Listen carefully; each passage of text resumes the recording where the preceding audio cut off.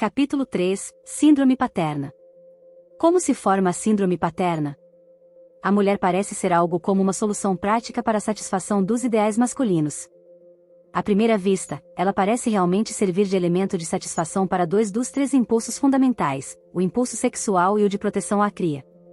O que é puro engano, pois querer proteger alguém e desejar alguém sexualmente, são atitudes básicas tão diferentes, que dificilmente poderão ser concentradas por longo tempo numa única pessoa. Quem protege alguém, quer dar-lhe alguma coisa. Quem deseja alguém, quer tirar-lhe alguma coisa. Dar é ao contrário de tirar. Mesmo assim, e com a pertinácia de um Sísifo, o homem procura satisfazer seus dois instintos numa única pessoa.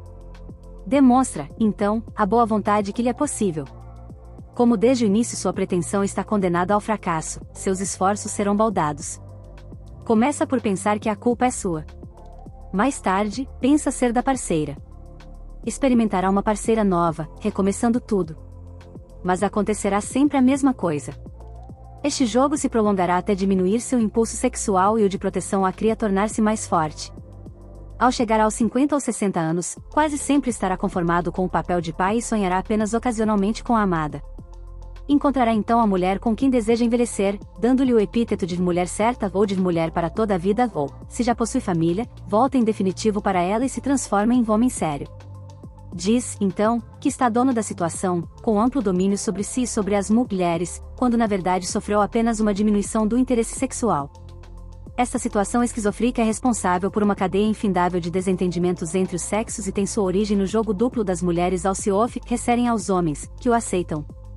As consequências serão naturalmente catastróficas sobre a moral sexual masculina, sendo causa das perversões e tabus cujo conjunto apontamos como síndrome paterno. Suas manifestações mais importantes são o incesto, a poligamia, a pudicícia. Há casos em que os três sintomas se apresentam ao mesmo tempo, enquanto em outros a apresentação é sucessiva ou, ainda, única em forma latente. Somente os homens que, por princípio, não se interessam por mulheres, isto é, homens de libido muito fraca, homens idosos e homossexuais poderão ser realmente, e de forma absoluta, imunes contra estas características da síndrome paterna. Nos capítulos seguintes, apresentaremos em separado o estudo de cada um desses sintomas. Adoção e incesto. Os homens que, ao escolherem sua parceira, derem demasiada importância ao impulso de proteção à cria e preferirem mulheres com várias características infantis, principalmente as mais jovens, as mais tolas, as mais franzinas, as mais frágeis, enfrentam o dilema de terem que usar sua protegida para satisfazer, tanto o impulso de proteção à cria, como o impulso sexual. O que equivale a manter relações sexuais com uma pessoa que consideram realmente uma filha, cometendo, portanto, um incesto. Mas eles nem sequer se conscientizam disto.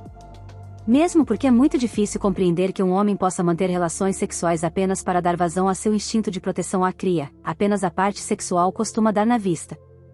Todos estes sentimentos altruísticos que o homem dedica a seu objeto de proteção, tais como o desejo de protegê-la, defendê-la, trabalhar e lutar por ela, identificam-se com os sentimentos que um pai nutre pela filha e nunca com os que um amante dedica à mulher amada. Quando adotar uma mulher, o homem mal poderá distinguir entre os sentimentos que lhe dedica um pai ou um amante. Com sorte, poderá ter conhecimento das emoções deste último, mas ainda está por descobrir o que sente um protetor. Quando a mulher adotada lhe desvendar pela primeira vez a sua feminidade, ele fará comparação com os sentimentos que dedicou a mulheres que conheceu anteriormente e constatará a diferença, pois jamais desejou sacrificar-se por nenhum de seus antigos amores. Conclui, então, haver encontrado finalmente o grande e verdadeiro amor, tão esperado. Classifica a nova mulher como mulher para o casamento, em oposição às anteriores, que considerava como mulheres para a cama. Somente muito depois, ao tornar-se pai de verdade, poderá identificar seus antigos sentimentos, vindo então a constatar que sente pelo filho mais ou menos o mesmo que sente pela mulher. Se for honesto, reconhecerá que casou com ela muito mais por suas qualidades de objeto de proteção do que por parceira sexual. Mas terá que reconhecer que, sem dúvida alguma, não teria casado se ela não possuísse também esta última qualidade.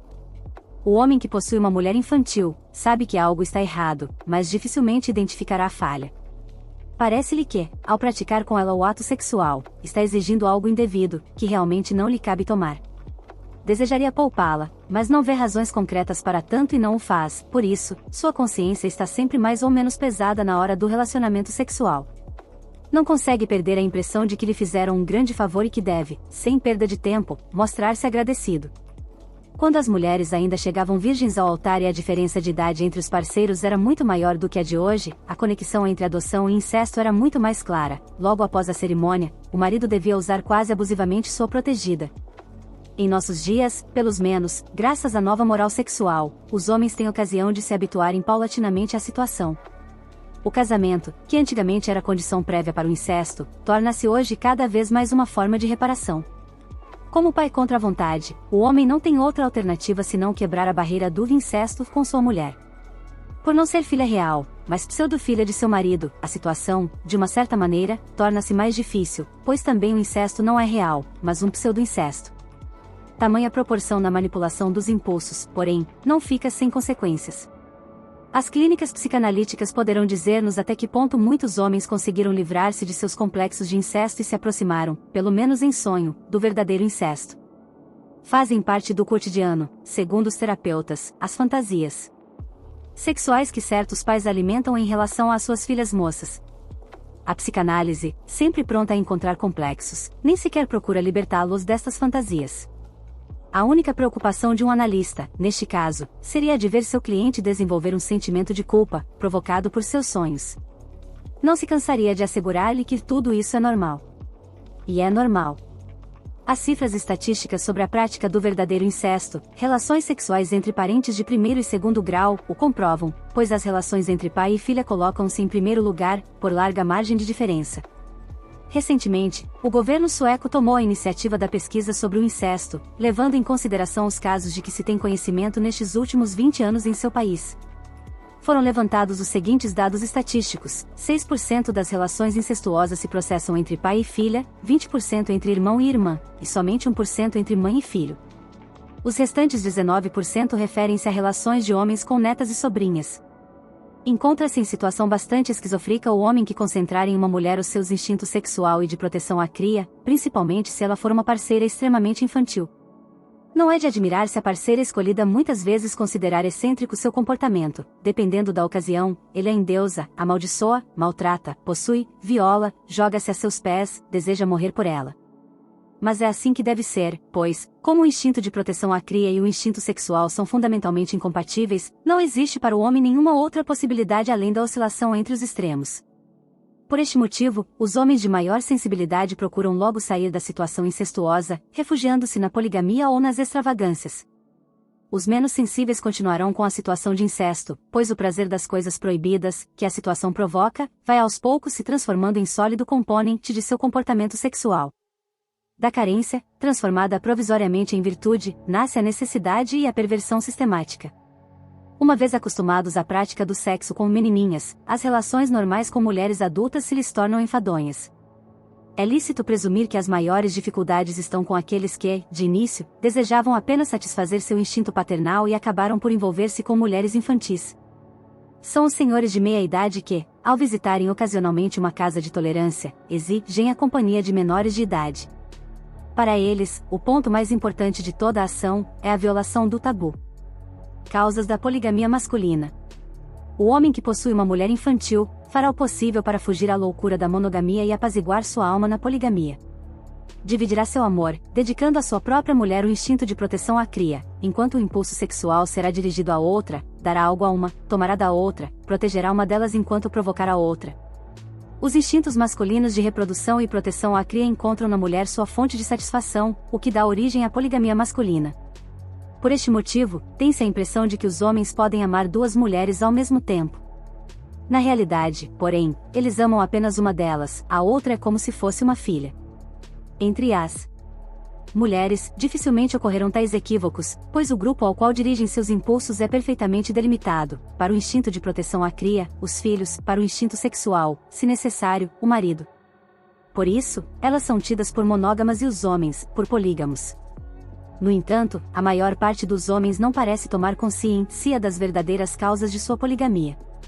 Dizem que um homem necessita muitas mulheres, ao passo que estas não precisam, evidentemente, mais do que um só homem.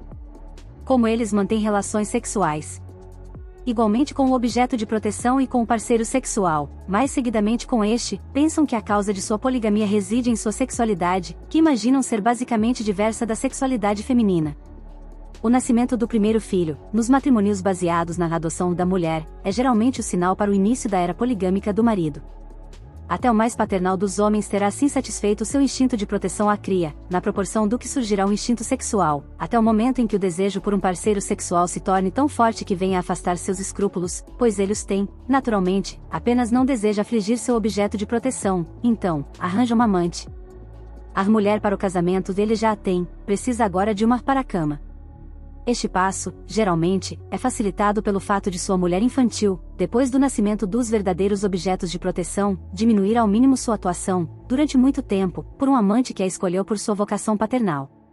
Há algumas que sentem até acentuada repugnância pela relação sexual com tal tipo de homem, vide a já mencionada estatística italiana. A atuação como parceira sexual não passou de engodos, a meta era a adoção por parte de um homem, seguida da procriação de filhos.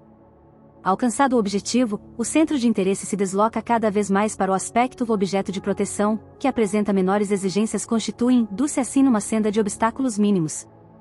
Seu engajamento como parceiro sexual ocorrerá apenas em épocas de crise, talvez quando vir seu desempenho de objeto de proteção ameaçado por outra mulher e tiver receio de que o protetor venha a abandoná-la.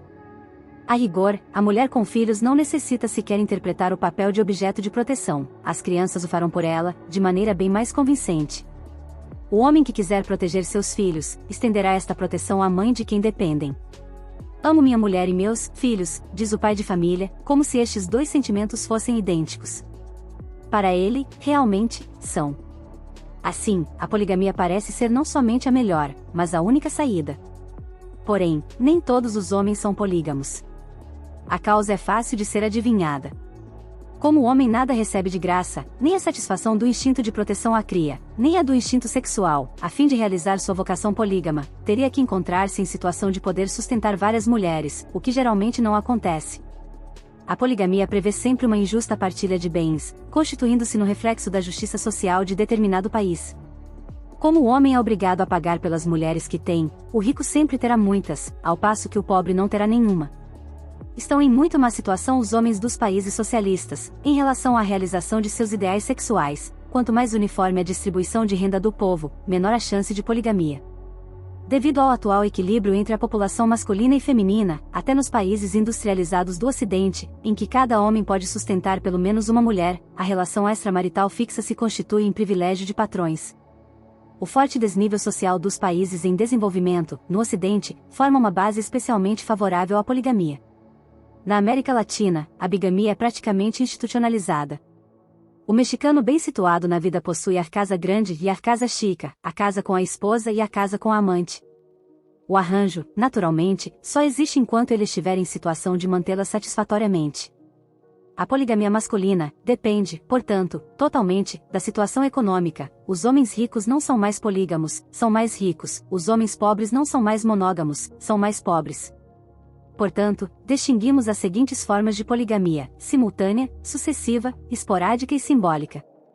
A forma de poligamia que determinado homem escolher, dependerá final e totalmente dos bens de que puder dispor para a realização de seus desejos. Os ricos adotam as formas de poligamia simultânea e sucessiva, ao passo que a esporádica e a simbólica são opções mais populares, das classes menos favorecidas. Poligamia simultânea. A poligamia simultânea é a verdadeira poligamia. O homem possui várias mulheres e deseja guardá-las todas. Poligamia sucessiva é a poligamia temporária. O homem possui duas mulheres, mas espera poder livrar-se de uma delas. Poligamia esporádica é poligamia eventual. Poligamia simbólica é a satisfação do instinto sexual, com ausência de parceiro sexual. O homem que se encontrar em boa situação econômica escolherá a poligamia simultânea ou a sucessiva, pois geralmente não dá valor à poligamia esporádica, nem à simbólica. O homem de poligamia simultânea, isto é, o homem com esposa e amante ao mesmo tempo, é quem torna mais evidente a diferença entre objeto de proteção e objeto sexual. Apesar de o protetor permanecer junto do objeto de proteção, às vezes com maior dedicação do que anteriormente, a relação sexual entre eles se transforma em uma farsa desde o início da fase polígama. É de supor que o homem que venha a encontrar sua parceira sexual, prefira não continuar mantendo relações sexuais com seu objeto de proteção. Mas como não deseja magoá-la ou que faz parte de seu papel de protetor, continua, assim mesmo, a manter relações esporádicas. Mas ele o fará da maneira mais direta possível.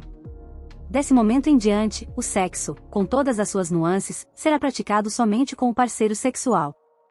apesar do fingimento, do receio de ser descoberto e do gravame financeiro, o homem polígamo simultâneo, isto é, aquele que consegue dar vazão a seus sentimentos por meio de dois objetos diferentes, apresentará maior equilíbrio do que ao tempo de seu período monógamo. Verá neste acomodamento, ou satisfação, a prova da inequívoca vocação polígama de todos os homens. Mas acontece então algo inusitado: em vez de reconhecer o novo amor, continuará a chamar de amor aos sentimentos que nutre pela primeira mulher, isto é, seu objeto de proteção. Embriaguez ou obsessão passageira será o sentimento que dedica à amante. Refere-se à ligação com esta, aos sentimentos que nutre por sua mulher real, como se fossem sentimentos inferiores ou indignos. Pensa que caiu ou se perdeu por ela, apelando a seus baixos instintos. Se a esposa o interpela, responde que não sabe o que ela deseja dele, que seu caso com a outra é puramente sexo, nada tendo a ver com amor. A explicação para este comportamento é simples: a distinção que o homem faz entre o objeto de proteção e o parceiro sexual é totalmente arbitrária. A amante deve naturalmente ter se oferecido a ele para parceira sexual, pois somente nesta condição teria as melhores perspectivas, dado que o instinto de proteção à cria do amante já se encontrava satisfatoriamente apaziguado por meio de sua mulher por adoção e de seus filhos. Mas a amante é também fundamentalmente uma mulher como as demais, meio objeto de proteção, meio objeto sexual, meio criança, meio vampiro com a facilidade de apresentar-se com o tipo mais adequado ao momento. Muitas vezes, até apresenta uma pronunciada semelhança com a esposa, pois muitos homens preferem um determinado tipo de mulher que sempre os atrai. E como a filial, muitas vezes, não somente é mais bonita do que a matriz legal, mas também mais jovem e mais tola, poderá servir de armadilha. Há sempre a possibilidade de, inopinadamente, de objeto sexual, transformar-se em objeto de proteção. Em vez da tão sonhada amante, o polígamo simultâneo se verá inesperadamente envolvido em outra questão social. Com a nova protegida, fundará mais uma família, terá novos filhos, e, se arranjar mais uma amante, criará um dilema ainda maior do que o anterior. Pois seu impulso sexual, que era o que, na realidade, lhe importava em toda essa manobra, estará novamente mais ou menos insatisfeito, e sua mulher legal, a quem queria proteger, ficou prejudicada. A mais importante tarefa do homem que possui duas mulheres, consiste em proteger-se, tanto quanto possível, bem como a seu objeto de proteção, do novo parceiro sexual. Seguindo o exemplo de outros polígamos, ele se submete a uma verdadeira lavagem cerebral, para que nunca tenha a tentação de dar ao novo amor o status ao qual desejaria elevá-la, tomará a iniciativa de, desde o início, negar seus sentimentos em relação a ela, de rebaixá-los como se fossem endemoninhados. Para que não entre jamais em tentação de vir amar sua amante, transformará o seu irreprimível desejo de lhe estar tão perto quanto possível, de penetrá-la, de tocá-la continuadamente por ela ser tocado, em um sentimento baixo, primitivo, barato e de segunda classe, em puramente sexo. A valorização do objeto de proteção é paralela à minimização do parceiro sexual. O anseio pela proteção à cria, que basicamente nada tem a ver com homem e mulher, porque também pode ser motivado por crianças, velhos e enfermos, transformar-se em algo altamente estilizado, que não é, nem poderá vir a ser, o verdadeiro amor entre os dois sexos. Sendo a mãe de seus filhos, a adotada será cada vez mais a pureza, a importância, o objetivo de sua vida, enquanto a amante será exatamente o oposto. As emoções partilhadas com sua parceira sexual acabam por tornar-se propriedade pública. Estará sempre disposto a relatar a seus amigos, por vezes até forçando a situação, tudo o que acontece entre ambos, e quantas vezes isso acontece. Mas as relações sexuais com o objeto de proteção, se é que ainda existem, são tabu. Se alguém lhe contar que outro homem se refere a seu objeto de proteção como sendo seu parceiro sexual, maculando sua honra, chegou ao ponto de considerar sempre o sexo como basicamente repugnante, irá interpelá-lo sem demora. Não faz muito tempo, alguns maridos bateram-se em duelo pela reputação de suas esposas, mulheres com quem iam para a cama somente por dever, e, por mais incrível que pareça, morreram por essa causa. A mulher adotiva, a quem toda esta exposição é dedicada, e devida, não será atingida, perante si mesma, não confunde jamais sexualidade com proteção à cria. Se uma esposa enganada pelo marido, por sua vez, tomar um amante, jamais deixará de classificar de amor os sentimentos que vier a dedicar-lhe. Como é ínfimo o número de mulheres que podem considerar os homens como seus objetos de proteção apenas enfermos e intelectuais poderão vir a despertar o instinto maternal de suas parceiras sexuais, elas jamais serão tentadas a confundir com amor o seu instinto de proteção à cria e o seu amor, com torpeza. Para a mulher, o amor significa satisfação sexual, e vice-versa. Por isso, não usará de subterfúgios e chamará sexo de amor, não fazendo como seu marido, que diz puramente sexo. Naturalmente, não revelará o segredo a ele, pois, oficialmente, também para ela o amor não passa de amor ao próximo.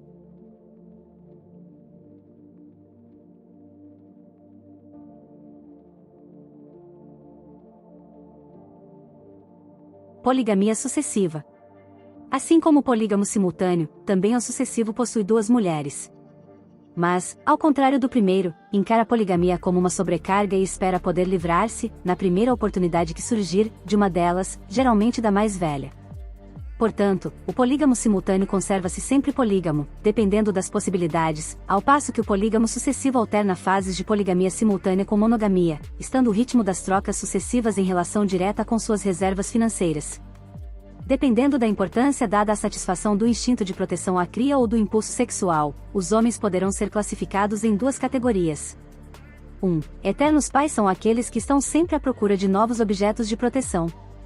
2. Eternos celibatários são aqueles que estão sempre à procura de novos parceiros sexuais. A primeira, representa indiscutivelmente a mais frequente variação de poligamia sucessiva, pois os eternos pais dão prioridade ao instinto de proteção à cria e, por este motivo, valorizam principalmente o máximo de aspecto infantil na mulher que escolheram para parceira. Este tipo de homem necessita trocar de parceira a cada 10 anos, no máximo, pois as mulheres conservam a aparência infantil apenas até os 25 ou 30 anos. Nestes casos, não é somente o número de filhas que ele adotar no decorrer de sua vida que estará em relação direta com sua fortuna, mas também o tipo das mesmas. Os novos ricos terão preferência por adotar meninas sadias, com tipo de camponesas, enquanto os homens da alta sociedade e os estetas darão preferência ao tipo do intio, como o das manequins. É sempre absolutamente necessário que o protegido dê a impressão de estar ao desamparo. Quando se puder presumir que ele chegou ao ponto de poder prestar ajuda a si mesmo, o instinto de proteção automaticamente deixará de funcionar. Quando a mulher adotiva, depois de alguns anos, tiver aparência de pessoa adulta, será substituída. O tempo de escolha de uma substituta jovem e adequada representa a fase polígama do homem polígamo sucessivo e corresponde ao tempo da gravidez de sua mulher. A brincadeira de fingir-se de criança é a mais bem remunerada profissão feminina. Por isso, o veterano pai não ficará muito tempo sem uma substituta para o cargo, se ele possuir fortuna ou cargo bem remunerado, naturalmente. Assim que encontrar a nova filha e se convencer de que ela também precisa dele, dará um dote à filha que se tornou adulta, geralmente a casa em que ambos residiam, acrescida da pensão alimentar, até que ela consiga outro casamento, e dedica-se com força total à jovem substituta. É certo que não levará seu bebê a passear de carrinho, mas o fará no Lincoln ou no Mercedes. O passeio também não será para que os vizinhos apreciem, mas para que os amigos e colegas o façam. O quadro é o mesmo. Também é certo que não lhe perguntarão se o nenê já teve os seus primeiros dentes, mas dirão que sua pequena é um amor, e ele ficará orgulhoso como se fosse a mãe ou o pai da criança. Confessará que realmente a pequena é um amor, mas que tem uma linda cabeça dura e que, às vezes, na cama, é lindamente traquina. Assim como o tipo veternos pais não aparece somente na classe rica, mas também na classe média, existe também uma variante burguesa da poligamia sucessiva, baseada no instinto de proteção à cria. O homem da classe média naturalmente não é tão rico que possa trocar constantemente seus objetos de proteção. Geralmente, depois de 20 ou 30 anos de vigorosa atividade profissional, conseguiu situar-se bem na vida, juntar algum dinheiro, usado muitas vezes numa segunda adoção, que o povo chama de segunda primavera. Pode-se adivinhar o advento deste fenômeno da natureza pelo valor de sua conta bancária e pela idade da mulher. Tanto o veterano pai rico quanto o pobre, não situam o sexo em primeiro plano. Ao contrário do polígamo simultâneo, o polígamo sucessivo da variante proteção à cria abandona a esposa, a fim de satisfazer seu instinto de proteção à cria, mas nunca para aplacar o instinto sexual. Acha que sua mulher está muito velha, não como mulher, mas como filha. O resultado é o divórcio, seguido de outro casamento, justamente o que o polígamo simultâneo procura evitar com todas as suas forças. E por este motivo que o polígamo sucessivo jamais humilha a esposa sucessiva, antes pelo contrário, deprecia apenas a antecessora. A nova mulher é sempre o maior amor de sua vida. Como não considera a nova esposa como parceira sexual e sim como objeto de proteção, procura cercá-la da mais ampla proteção ao seu alcance, a adoção legal. O veterano pai, ao contrário do veterano celibatário, não teme a impotência. Não pretende dizer olhem só, ainda sou tão másculo que satisfaço até mulheres jovens, mas olhem só, ainda sou tão capaz, que essa inocente criança deposita confiança em mim. O veterano pai sabe, por experiência anterior, que somente poderá conquistar mulheres mais ou menos frígidas, pois as outras somente em casos excepcionais se envolveriam com homens 20 ou 30 anos mais velhos. Poder-se-ia objetar que a mulher que se oferece aos homens como objeto de proteção, tem na mão uma bomba de relógio, porque algum dia o homem a abandonará para procurar outra mais jovem. Isto não representa um perigo real, pois, aconteça o que acontecer, o papel de objeto de proteção é sempre mais lucrativo do que o de parceiro sexual puro e simples. Quando um homem casa com uma mulher mais jovem, automaticamente dirão que está em situação de também poder sustentar sua mulher mais velha, senão jamais teria conseguido a mais jovem. O próprio homem criou leis que o obrigam a sustentar convenientemente suas esposas anteriores. Poderá acontecer que se veja obrigado a sustentá-la por toda a vida, se não aparecer outro para amparar a falecida. Geralmente, depois de algum tempo, aparece o outro, porque a proporção entre a população masculina e a feminina é de aproximadamente de 1 para 1. Somente as mulheres que gostam de seus maridos como amantes, poderão ficar realmente magoadas com a separação. As esposas adotivas pouco sofrerão, tendo o marido por pai, e contanto que não surjam problemas, farão como se fossem uma filha que bem pouco se importa que o pai sustente um ou uma dúzia de filhos. É natural que o filho único viva mais folgadamente do que os que possuem 2 irmãos, mas, se não há outro meio, também se dará por satisfeito com uma parte menor. Se a parte financeira for resolvida, darão passe livre ao pai e, às vezes, até procuram um amante. O veterano celibatário, polígamo sucessivo da variante do impulso sexual, é raramente encontrado. São homens que procuram uma mulher e, no entanto, encontram crianças por toda parte. Como não prescindem do sexo, deixam-se envolver por estas crianças, embora por pouco tempo, pois consideram-nas muito ingênuas, não como crianças, mas como mulheres. Como os polígamos sucessivos não desejam filhos, raramente fazem propostas de adoção, tornando assim a separação indolor para ambos. Quase sempre é a própria pseudofilha quem dá o primeiro passo, após convencer-se da inutilidade de seus esforços. É natural que o veterano celibatário também tenha que satisfazer seu instinto de proteção à cria. Escolhe para isto objetos de proteção mais necessitados de amparo do que as mulheres. Vive travando lutas por ideais de justiça e liberdade, engajado na causa dos injustiçados sociais, ou, em sua profissão, médico, assistente social, político, mantendo contato com tantos objetos de proteção que o seu instinto de proteção à cria fica plenamente saciado. Ao contrário de seus companheiros de sexo, é completamente imune ao tipo de mulheres que, depois de noitadas, costumam oferecer-se como objetos de proteção. Poligamia esporádica. Poligamia esporádica é a poligamia do homem de classe média. Ao contrário do homem rico, o pobre não satisfaz com regularidade, apenas ocasionalmente, o seu impulso sexual, e da seguinte maneira: a. Com mulheres não disponíveis, promiscuidade. B. Com mulheres ao alcance de todos, prostituição. Mulheres não disponíveis são as que pertencem a outros homens. Apesar de possuírem libidos normais, escolheram um homem que realmente não desejavam um pai, o que as obriga a dar vazão ao instinto sexual fora do âmbito do relacionamento de adoção. Frequentemente trata-se também de mulheres que ainda não são propriedade fixa de outro homem, mas que, no entanto, conservam-se disponíveis para uma possível adoção. Enquanto esperam por isso, simulam parceria sexual com o pai de outras. Como este tipo de mulher sempre faz gratuitamente a distribuição de seus favores, na realidade, importa-se apenas com o sexo que, para ela, vale ainda menos do que a proteção, o favorecido não deve hesitar muito, pois é pequena a oferta de sexo gratuito, enquanto a procura é enorme. Somente o rico poderá escolher com quem e quando irá para a cama e, se for suficientemente rico, poderá até sobrepujar o pai anterior, conquistando assim mulheres que não estavam mais em disponibilidade. O pobre não pensa muito, aceitando sem escolha toda mulher que puder conseguir, pois sabe que a oportunidade talvez não se repita tão cedo. Apesar de tratar-se apenas de promiscuidade, o homem de classe média classifica de aventurosa a necessidade de satisfação do instinto sexual com o primeiro parceiro que encontra. Para ele, a mulher que não está a seu alcance, é uma aventura, pois já possui uma e não pode dar proteção a ambas. Mulheres ao alcance de todos são aquelas que, embora não pratiquem sexo gratuito, também não são inacessíveis. A quantia exigida pela mulher para saciar o impulso sexual masculino está em relação matemática com o número de homens aos quais se entrega. O sexo é um dos poucos aspectos da vida cotidiana que ainda apresenta barreiras sociais, inclusive nos países desenvolvidos. O tipo de parceira sexual de um homem depende exatamente de sua renda. As mulheres de um só homem, que possuem contratos exclusivos, são as mais dispendiosas. Ao final do contrato, haverá sempre indenização e aposentadoria. Relações exclusivas não contratuais, como as que existem entre os que se amam, costumam ser dispendiosas apenas enquanto dura a relação, pois é justamente a falta de contrato que protege o parceiro, ao final da ligação, contra as indenizações. Sexo praticado com qualquer mulheres com 1 ou 2 parceiros diários já é muito mais favorável, pois o cliente é o homem de alta classe média. Quando aumenta o número de parceiros, o preço tende a cair e os homens, que são os pagantes, serão cada vez mais pobres. A garota da casa de tolerância, com 5 parceiros diários, é o objeto sexual do representante bem remunerado. A garota motorizada, na base de 10 parceiros, fica com um empregado médio, enquanto a prostituta de beira de calçada, com até 30 parceiros, tem por freguês o proletário. Na realidade, a verdadeira frustração sexual fica reservada apenas aos homens desempregados.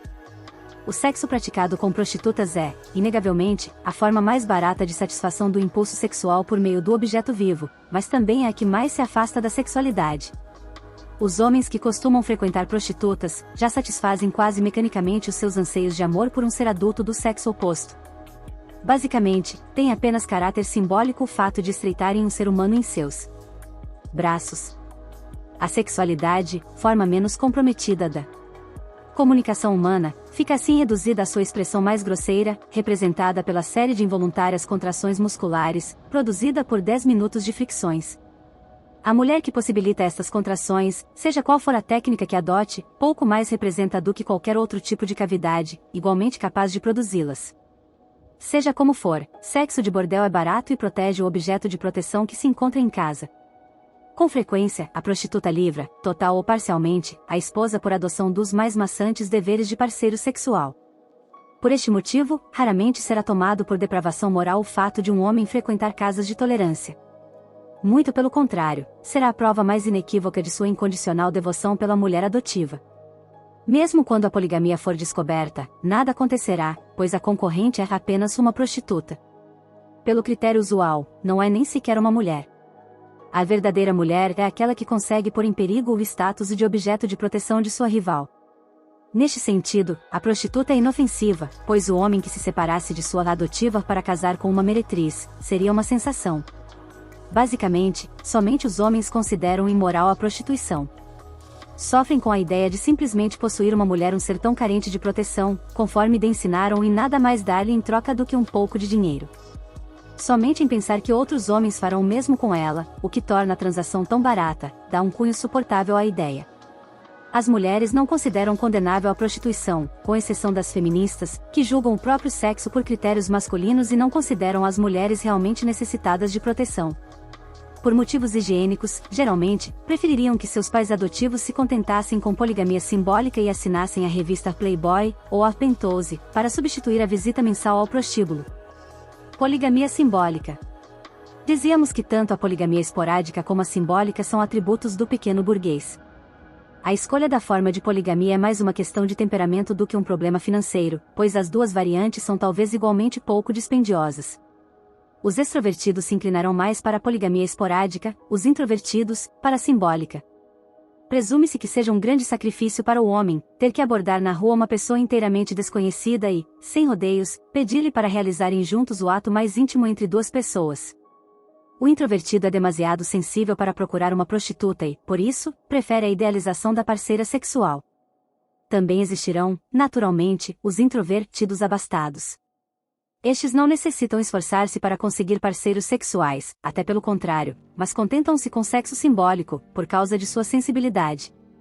Somente os ricos, que não souberem como utilizar parceiros sexuais vivos, como os homens mais idosos e os de libido alterada, poderão interessar-se pelos mesmos símbolos que atraem seus irmãos menos privilegiados. Os homens reagem diversamente, a imaginação de uns excita-se com ilustrações, a de outros, com palavras. Um terceiro tipo poderia preferir a combinação dos dois anteriores. A proposta ao homem, polígamo simbólico atenta para esta situação e oferece a cada consumidor o sucedâneo sexual adequado. Para os homens de imaginação visual, existem filmes e ilustrações pornográficas que, mesmo sem os devidos textos, dirão com clareza suas verdadeiras intenções. Para os mais intelectualizados, que se excitam mais facilmente por meio de palavras, existe a literatura pornográfica. Para os que não desejam renunciar a nenhum dos dois meios, existe a revista masculina ilustrada. Para os editores de revistas masculinas, ficou prova da enorme vantagem da sustentação da imagem à palavra, e vice-versa. Há alguns anos, quando Hugh Hefner lançou nos Estados Unidos a revista Playboy, a censura quase nada encontrou para criticar, pois os textos e as imagens não eram demasiadamente claros, sendo o efeito produzido apenas pela combinação dos dois elementos, de difícil compreensão. Seu sucesso foi enorme e continua crescendo, pois apesar das inúmeras imitações, Playboy ainda é o mais vendido sucedâneo do sexo para os homens tímidos. Tudo isso depende menos da qualidade dos parceiros sexuais fotografados. Consta que as revistas concorrentes do Playboy reúnem modelos mais excitantes, do que da abolação do departamento de vendas. Hefner avaliou bem o introvertido. Anúncios de página dupla do Playboy convocam as mulheres a presentear o seu escolhido com uma assinatura da revista.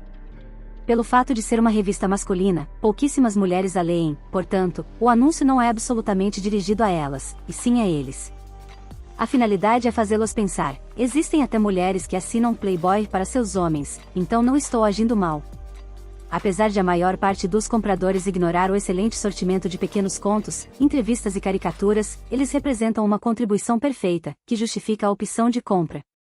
Hefner quebrou um monopólio feminino, foi o primeiro homem a conseguir valorizar comercialmente a frustração sexual dos pais de família, vencendo num plano até então reservado às mulheres. Como homem, conhece melhor as necessidades de seu sexo, por isso pode supri-las mais facilmente. Proprietário de um império avaliado em 200 milhões de dólares, transformou-se hoje na madame de maior sucesso da história. Naturalmente, os objetos sexuais simbólicos mulheres que, na verdade, nem existem, poderão apenas excitar o introvertido, jamais satisfazê-lo. O micro-recurso será a autossatisfação ou a satisfação por meio do objeto de proteção. Graças à ação estimulante do substitutivo sexual, conseguirá muitas vezes esquecer por algum tempo sua missão de protetor e ver sua pseudofilha como uma verdadeira sedutora. Com imaginação, pensará ter nos braços a garota da página central em lugar da perfilhada. Somente os homens são puritanos.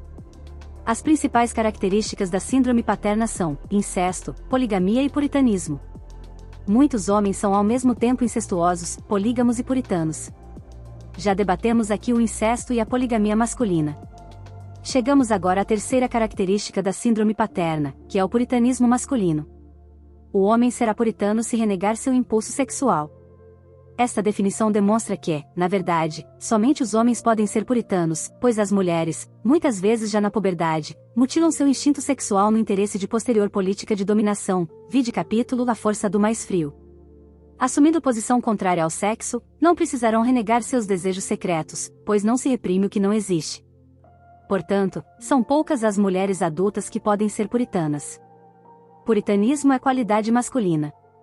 Nem todo homem aparentemente puritano é, realmente. Por isto, distinguimos entre a. Puritanismo simulado, o dos administradores, e b. Puritanismo real, o dos pais. Os homens encarregados pelas mulheres de administrar o mundo segundo os ideais femininos, são os puritanos simulados. Quem tem poder, usa somente para viver conforme seu prazer, deixando de lado o que não lhe interessa.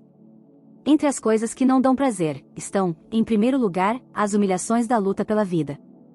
Por isso, essas humilhações são impostas, crescentemente, às pessoas que não têm poder suficiente para viver por seus próprios meios. A disputa profissional também poderá, naturalmente, causar às vezes alguma satisfação. A prova é a mulher que trabalha apesar de seu esposo ganhar bem, e o rico, cuja distração é a ida diária ao escritório, correspondente masculino da mulher emancipada. Todavia, os homens, em sua maioria, trabalham por imposição, nunca tiveram outra escolha. As mulheres, socialmente, são o que os acionistas representam para suas firmas, embora nada entendam nem façam quase nada, tudo aquilo que é feito, o é em seu interesse. As casas são construídas conforme suas exigências, as leis, criadas para protegê-las, o capital, aplicado em seu favor, os bens de consumo, fabricados como elas desejam adquiri-los. Os homens, que fazem as leis, decretam sua própria ida à guerra, permitindo a permanência das mulheres em seus lares. Os homens, como corretores da bolsa, aumentam tanto o dinheiro das mulheres que, na maior parte dos países industrializados, elas já possuem a maioria das ações. Os homens, como religiosos, obrigam seu próprio sexo à castidade, fidelidade e monogamia. Assim como se pergunta aos acionistas durante a convenção anual, devemos prosseguir, e eles respondem sim, mas com maiores lucros. Também os maridos interrompem ocasionalmente suas atividades para perguntar às esposas se estão satisfeitas, devemos continuar, ao que elas dirão sim, mas daqui por diante, devem esforçar-se mais. Elas nem querem saber em que e como devem esforçar-se mais, nem em que terreno. A máquina é tão perfeita que não precisam conhecer suas deficiências, nem julgar as qualificações dos responsáveis. Os próprios homens ventilarão os eventuais pontos fracos do sistema e apresentarão os mais capazes para ocupar os postos de responsabilidade. A única prova que elas exigem é o respeito ao status de objeto de proteção por parte do candidato, pois é nesta posição que se baseia toda a sua força. A prova terá que ser uma vida privada sem jaça. O homem que quiser representar os interesses femininos numa posição de vanguarda, terá que iniciar pela adoção de uma mulher e procriação de vários objetos de proteção. Em seu passado, naturalmente, não poderá haver divórcio nem infidelidade conjugais, nem outros fracassos sexuais. Se não preencher estas condições, jamais será aceito, mesmo com as melhores recomendações por parte de experts, que, sabendo disto, não propõem tais candidatos. Homens que aspiram a altos postos na administração do Império Feminino, tais como chefes de Estado, ministros, clérigos, generais, juízes, diretores de bancos, precisam ter norteado suas vidas pregressas, tanto como o atual exercício de suas funções, pelo ideal feminino, jamais abandonar suas esposas, mesmo se não as amarem. Todos nós conhecemos exemplos de homens notáveis que suportaram durante toda a vida a companhia de suas esposas, pecados da juventude, sem terem o direito de manter paralelamente outra mulher, nem de desejarem pessoas de seu próprio sexo, e assim por diante. Em poucas palavras, os administradores devem ser, ou parecer, puritanos, para não perderem as oportunidades. Publicamente, garantirão que, acima de tudo, amam a vida em família, condenam a devassidão, não compreendem a homossexualidade, etc. Uma frase impensada, um beijo roubado, um encontro secreto poderão ser o final de uma carreira tão desejada. O puritanismo real, puritanismo dos pais, é mais difícil de reconhecer do que o puritanismo simulado, pois é de preferência apresentado como sendo o contrário do que realmente é, liberalidade sexual do homem. A causa é o fato de a mulher ser encarada pelo homem como objeto de proteção, ele é o pai, vendo, consequentemente, o ato sexual como uma violação do ser mais fraco. O homem somente se libertará dos complexos de culpa daí resultantes, por meio de amplas confissões, das quais se reconhecem dois tipos, a direta e a indireta. A primeira, nada mais é do que a conversa entre homens, a segunda, as chamadas anedotas para homens. Ambas são formas de puritanismo. Não foi ainda constatado o tempo gasto pelo homem médio com as conversas sobre sexo, realizadas com outros homens. Será, porém, possivelmente, bem maior do que o tempo gasto com sexo propriamente dito. A dizer a verdade, não há um motivo evidente que justifique o fato de um homem adulto falar sobre sexo com outro homem, mesmo que se trate de um homossexual. Naturalmente, o ato sexual é um tema para ser discutido entre parceiros sexuais. O prazer de manter com outros homens longas conversas sobre vivências sexuais, justificasse apenas por complexo de culpa representados no relacionamento indevido com mulheres. É o que se observa mais claramente na confissão indireta, ou anedota para homens. Para o homem que considera tabu o relacionamento sexual com uma mulher, mas mesmo assim não renuncia a ela, o herói de uma história obscena terá que ser alguém que pratica algo indevido.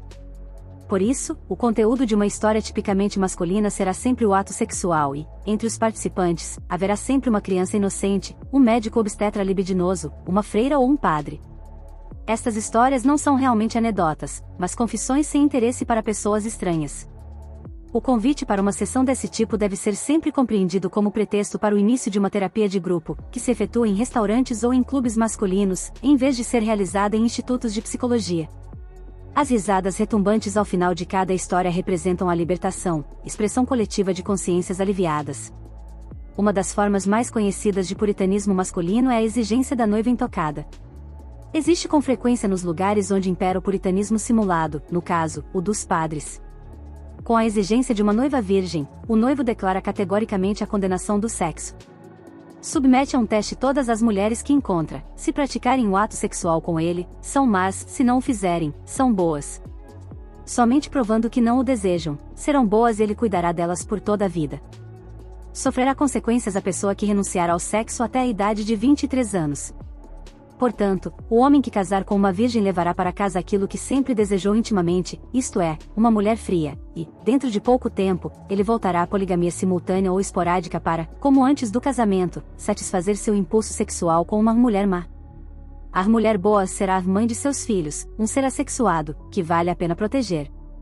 Não passa de um engano o fato difundido de que as mulheres de uma sociedade masculina são obrigadas à abstinência sexual. A mulher que se mantém por suas próprias mãos, não precisa permanecer intocada, pode ter os amantes que quiser ter. Como já foi dito, raramente se encontra entre mulheres nestas formas de puritanismo. Embora elas existam, as mulheres puritanas são a exceção. A mulher mediana pouco fala nas suas experiências sexuais, raramente relata fatos pornográficos e jamais exige um noivo virgem. Geralmente são raros os homens que simulam infantilidade, por isso são também raras as mulheres que, ao ter relações com eles, cometem ações reprováveis. Assim não ficam com a consciência pesada nem possuem motivos para confissões. Até pelo contrário, para o grande número de mulheres que nada sentem durante o ato sexual, nos Estados Unidos, avalia-se em 75% o número de mulheres que dificilmente atingem o orgasmo. Este é um ato de puríssimo amor ao próximo, um sacrifício do qual podem ficar orgulhosas. Fim do capítulo. Obrigado por chegar até aqui. Apoie nosso trabalho deixando seu like, se inscrevendo e compartilhando. Escreva nos comentários suas reflexões sobre o livro. Até breve.